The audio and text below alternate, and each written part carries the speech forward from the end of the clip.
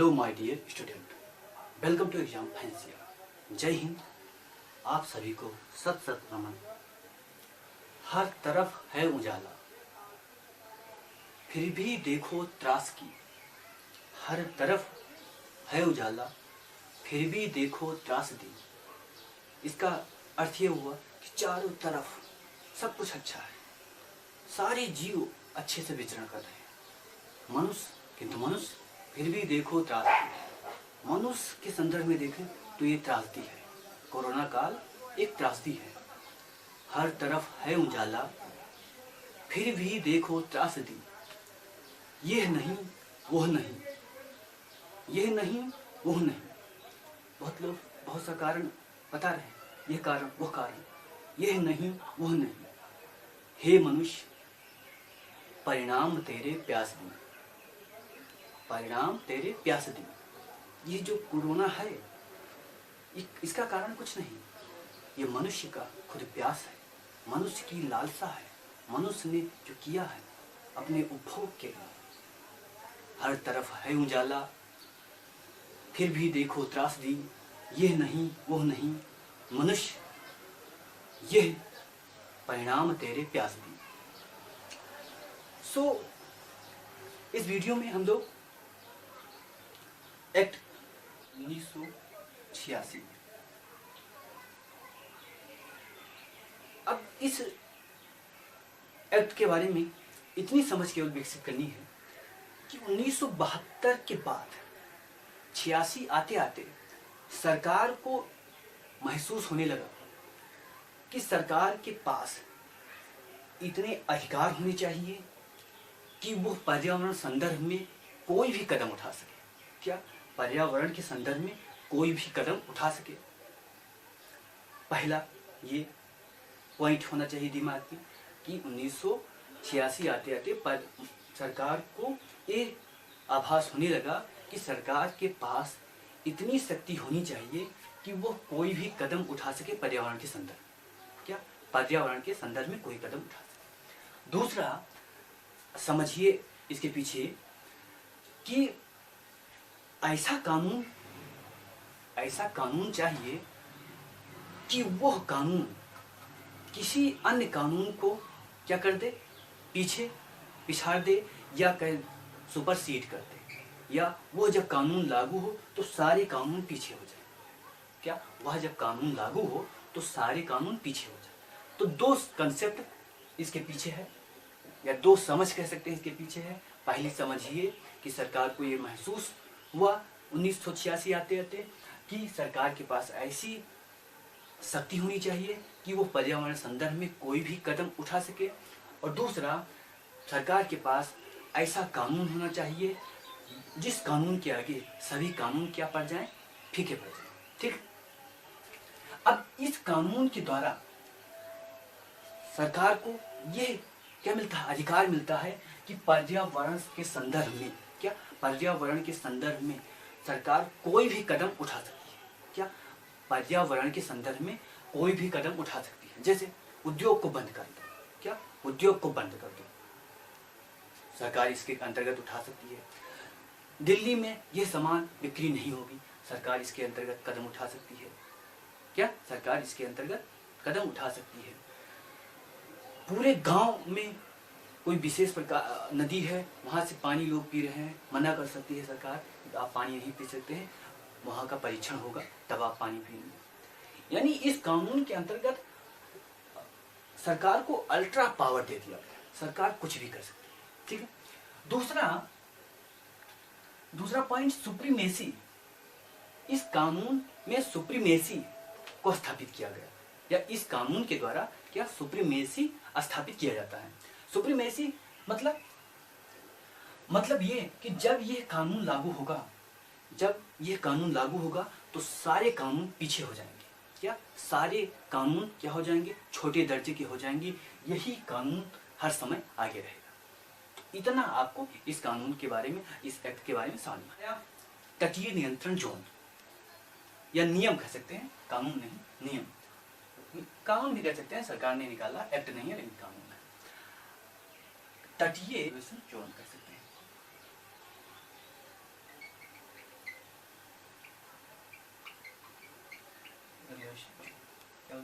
CRZ।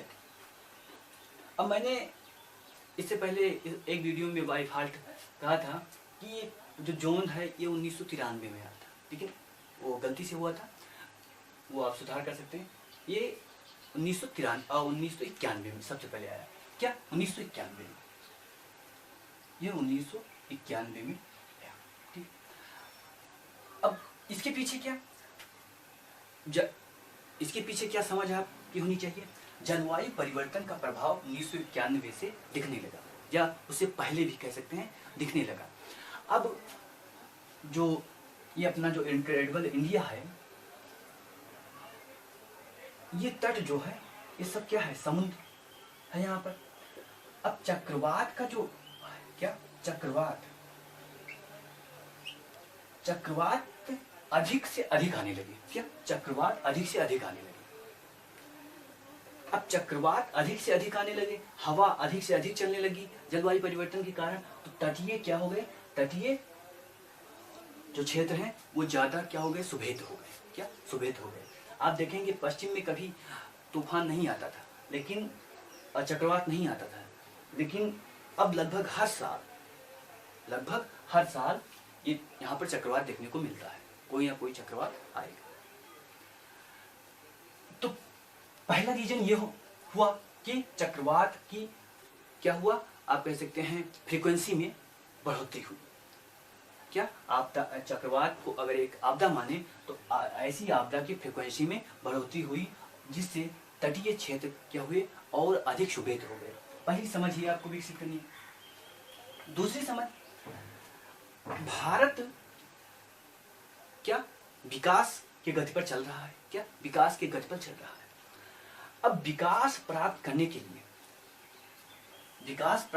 लिए अधिकांश लोग क्या आपको नई नई सीनरी दिखाने की कोशिश करेंगे। सीनरी का मतलब आपको ऐसा स्थान देंगे जहां से पर्यावरण की सारी छटाएं आपको दिखें, पर्यावरण का खूबसूरत दृश्य दिखे।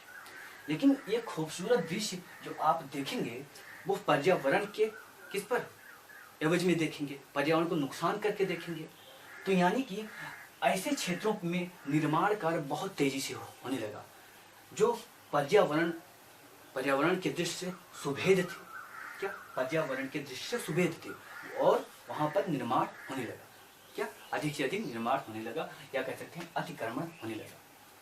अब सरकार ने क्या किया, अब इस कानून को सामने लेकर आई। क्या दो कंसेप्ट आपको इसमें समझने हैं। दोनों कंसेप्ट मैंने बताया, एक ये चक्रवात की फ्रीक्वेंसी में वृद्धि, और दूसरा भारत तेजी से विकास कर रहा था, तो एक जो कहते हैं कि विकास के साथ सारी सुविधाएं आप लेना चाहते हैं, सब चीज को प्राप्त करना चाहते हैं, तो उसी के संदर्भ में क्या अतिक्रमण बढ़ा तटीय क्षेत्र में अतिक्रमण बढ़ा। अतिक्रमण क्यों बढ़ता है कि तटीय क्षेत्र जो होता है किसी के नाम पर नहीं होता। जैसे आप गंगा के किनारे रह रहे हैं, तो गंगा नदी शुरू में आप देखेंगे, और जब वर्षा का समय होगा गंगा नदी फुल होंगी, उसके बाद वर्षा जब समाप्त होगा गंगा नदी बीच में बिल्कुल आ जाएंगी, अगल बगल क्षेत्र रह जाएगा। अब उस क्षेत्र पर आप घर बनाना शुरू कर दें। आप अगर इलाहाबाद में रहे होंगे कभी, तो बड़ा बघाड़ा और छोटा बघाड़ा जो क्षेत्र हैं, छोटा बघाड़ा स्पेशली, वहां पर इस उदाहरण को आप देख सकते हैं, गंगा में कितना अतिक्रमण हो रहा है। तो जब गंगा में इतना अतिक्रमण हो रहा है, तो समुद्र के किनारे अतिक्रमण होना सामान्य सी बात है। ठीक है, अब ये जो नियम आया, इसमें 3-4 कैटेगरी बनाई गई। उसी कैटेगरी को हम लोगों को जानना है। क्या 3-4 कैटेगरी बनाई गई, उसी कैटेगरी को हम लोगों को जानना है। नंबर 1 CRZ1, ठीक है।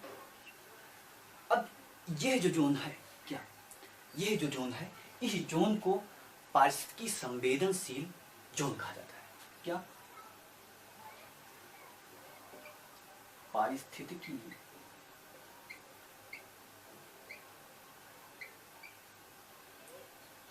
संवेदनशील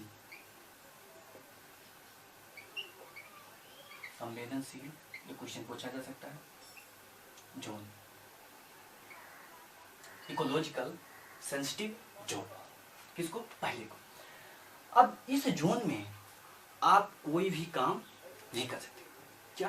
कोई भी काम नहीं कर सकते। जैसे अब कुछ क्षेत्र बताए जा रहे हैं इसमें, मैंग्रोव।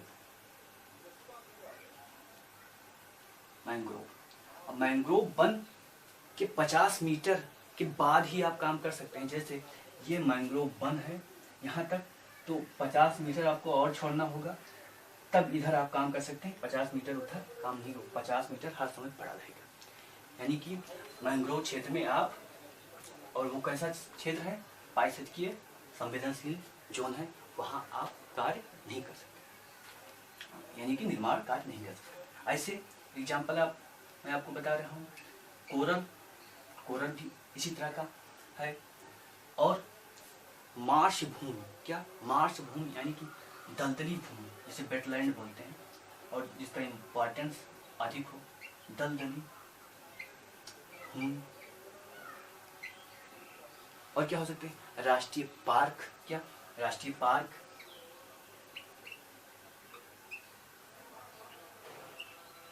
राष्ट्रीय पार्क, अभ्यारण्य। अगर ये कानून अगर ना हो तो भारत में ऐसी सिस्टम ऐसा है कि पार्क में ही आपका घर बनवा देंगे, वहीं पर आराम से रहिए। क्या? ऐसा सिस्टम है। अभ्यारण्य ही आपका घर बनवा देंगे, आपके नाम के पास सब कुछ करवा देंगे। लेकिन बहुत सारे कानून हैं, तो हर काम एक दूसरे पर क्या चेक बैलेंस रहता है, तो जिससे सिस्टम कुछ इफिशिएंट वे से काम करता रहता है, क्योंकि बहुत ज़्यादा चेक बैलेंस है। राष्ट्रीय पार्क हो गया, अभ्यारण्य हो गया। क्या? राष्ट्रीय पार्क हो गया, अभ्यारण्य। और नेस्टिंग साइट। क्या? Nesting site. नेस्टिंग साइट में स्पेशली हम कछुआ जहाँ पर अंडे देते हैं, क्या? कछुआ जहाँ पर अंडे देते हैं वहाँ पर भी क्या, वो भी कौन सा क्षेत्र है? सेंसिटिव जोन है। क्या? सेंसिटिव जोन है। एक इसमें नाम आता है लो टाइड जोन,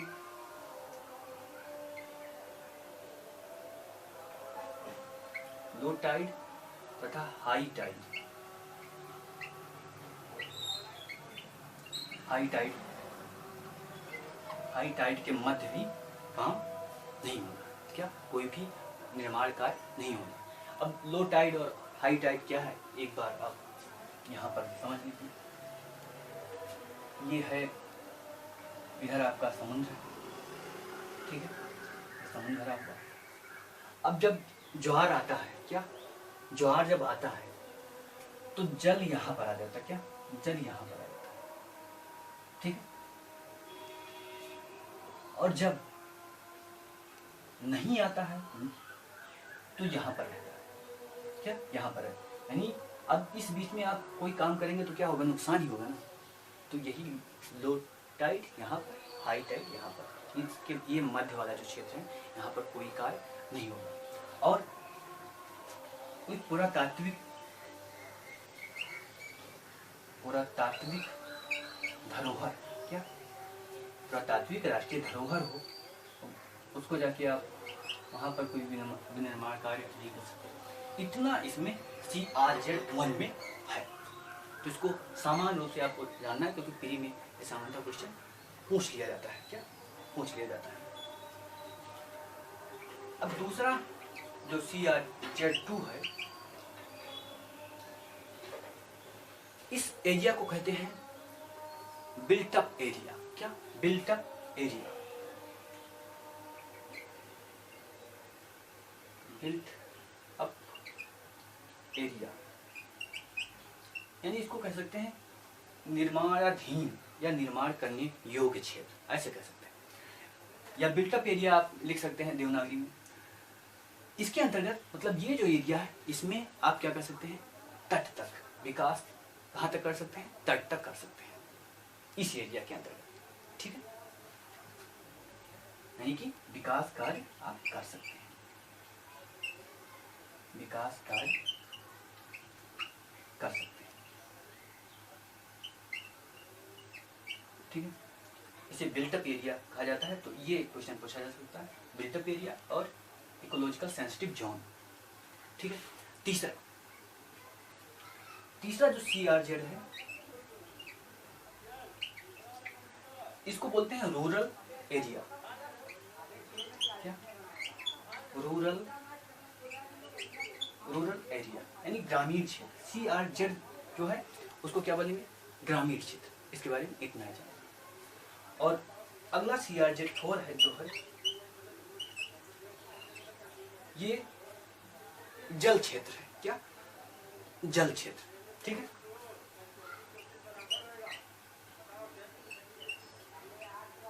जल क्षेत्र। ठीक है। स्पेशली वह जल क्षेत्र लो टाइड और हाई टाइड के बीच जो जल क्षेत्र है, लो टाइड और हाई टाइड के बीच जो क्षेत्र है उसको स्पेशली इसमें रखा जाता है। अब इतना आपको दिमाग में रखना है, ये पॉइंट और ये पॉइंट, वाटर जोन इसको कहते हैं। ठीक है। और इसको भी आप रखेंगे, वो तो सामान्य सी बात है, आपके दिमाग में बना रहेगा। अब कुछ पॉइंट आपको ध्यान रखने हैं। ये जो कुछ काम है, कुछ कार्य हैं जो नहीं किया जा सकते। क्या? इको सेंसिटिव जोन में नहीं किए जा सकते बिल्कुल, लेकिन कुछ किए जा सकते हैं। जैसे अगर जो नहीं किए जा सकते, परमाणु ऊर्जा, वैसा काम बिल्कुल नहीं किया जा सकता। परमाणु ऊर्जा वाके जाके लगा दो, पाइपलाइन वहीं से आप क्या करें, पाइपलाइन घुमा दे तेल वाली, और खराब करोगे ना, इसको नहीं कर सकते। लेकिन कर क्या सकते हैं? अगर ऐसा क्षेत्र है तो वहां क्या कर सकते हो? जैसे रडार लगा दिया गया। क्या? मौसमी रडार लगा दिया गया, ऐसा काम कर सकते हैं। और क्या कर सकते हैं? अगर कोई बंदरगाही लिंक कर दिया गया, क्या? बंदरगाह लिंक बना दिया गया, इसको भी कर सकते हैं। क्या? इसको भी कर सकते हैं। ठीक है। तो ये 2 पॉइंट आप रखना, इसको नहीं कर सकते। क्या? इसको नहीं कर सकते, इसको कर सकते हैं। अब लो टाइड और हाई टाइड के मध्य कौन सा कार्य किया जा सकता है? क्या? लो टाइड और हाई टाइड के मध्य कौन सा कार्य किया जा सकता है? ये बिल्कुल नहीं किया जा सकता। ये किया जा सकता है लेकिन जरूरी नहीं, ये बहुत ज्यादा जरूरी, ये आवश्यक सरकार चाहे तो कर सकती है। ठीक है। अब लो टाइड और हाई टाइड, क्या? लो टाइड और हाई टाइड के बीच क्या कार्य किया? में भी यानी कि किया जा सकता है। सरकार अगर चाहे तो, क्या? बहुत ज्यादा आवश्यकता पड़े तो सरकार चाहे तो ये काम कर सकती है। अब कौन कौन काम है इसको आप एक बार देख लीजिए, दिमाग में बना रहेगा। डिस्पेंसरी, क्या? डिस्पेंसरी स्थापित कर सकती है। टॉयलेट, क्या? टॉयलेट, स्कूल, टॉयलेट, स्कूल स्थापित कर सकती है, टॉयलेट स्थापित कर सकती है, रोड का भी निर्माण कर सकती है, ब्रिज का भी निर्माण कर सकती है। और देखते चलिए क्या खेल है, क्या खेल है। सीवेज की स्थापना की जा सकती है। जल आपूर्ति के लिए जो अवसंरचना है उसकी स्थापना की जा सकती है। या नेचुरल गैस, क्या? जो नेचुरल गैस है की खोज का कार्य किया जा सकता है।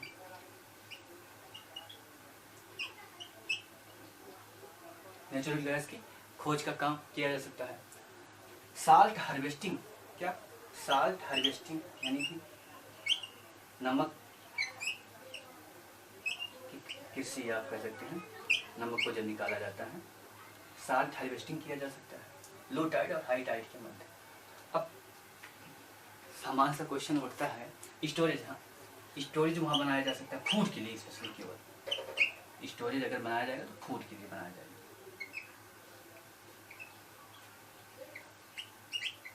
हम अगर कोई क्वेश्चन पूछे कि सर जी इसमें सब तो हो गया, क्या नहीं किया जाएगा, क्या नहीं किया जाएगा, तो सरकार ने बड़े अच्छे ढंग से अपने अगर सरकार करना चाहे तो वहाँ पर अधिकांश कार्य कर सकती है, अच्छे खासे कार्य कर सकती है, लेकिन वो मे भी सरकार चाहे तो कर सकती है। क्या सरकार चाहे तो कर सकती है। अब एक क्वेश्चन मैं आपको प्री का बता दे रहा हूँ, कोशिश करता हूँ कि 1-2 क्वेश्चन प्री का बताया जाए लास्ट में, जो बहुत ज़्यादा जो इम्पोर्टेंट रहते हैं, लेकिन स्किप कर जाता है। सबसे ज़्यादा आर्द्रभूमि अगर पूछा जाता है आपसे कि सबसे ज़्यादा आर्द्रभूमि किस राज्य में है, क्या सबसे ज़्यादा आर्द्रभूमि, सबसे ज़्यादा आर्द्रभूमि, ठीक है, क्षेत्रफल में किस राज्य में है? गुजरात में। ये आपको पॉइंट देख के याद करना है, एक पॉइंट पर डे अगर याद करते रहेंगे तो बहुत सारा हम लोगों के पास पॉइंट हो जाएगा और कंसेप्ट भी हो जाएगा। और अगर परसेंटेज में पूछा जाए सबसे अधिक कहाँ पर है, यानी उस राज्य का क्षेत्रफल जितना उसमें परसेंटेज में देखा जाए तो सबसे अधिक कहाँ पर है? लक्षद्वीप। क्या लक्षद्वीप में है, ठीक है। और एक आपको छोटी सी कहानी बता देता हूँ हाथी के बारे में। हाथी का जो कान होता है उसको कह सकते हैं कूलिंग मशीन। जो हाथी का कान होता है उसको हम लोग क्या कह सकते हैं? कूलिंग मशीन कह सकते हैं। वहां पर ऐसे ब्लड का इस तरह विकास किया है नेचर ने कि वो जब थपेड़े मारती है, क्या जब आप देखेंगे हाथी को तो अपना कान का थपेड़ा ऐसा मारती है ना, तो कान का थपेड़ा वो किस लिए मारती है? कान के थपेड़े जब मारती है तो उसका शरीर या उसकी कूलिंग प्रोसेस और तेजी से होती है। क्या कूलिंग प्रोसेस और तेजी से होता है। नेचर का कमाल देखिए, कान क्या कूलिंग प्रोसेस का काम करता है, कूलिंग मशीन का काम करता है हाथी। ठीक, सो आज के लिए इतना ही, फिर मिलते हैं।